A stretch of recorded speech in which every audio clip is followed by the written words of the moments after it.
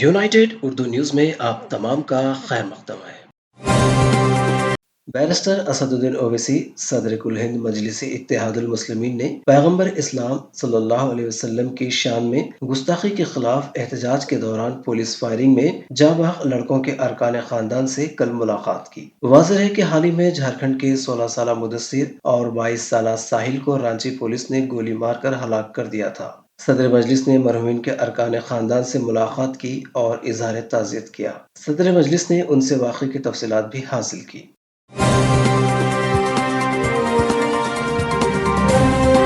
ہماری ہمت افزائی کے لیے اس چینل کو سبسکرائب کریے، ویڈیو کو لائک کریے اور شیئر کریے۔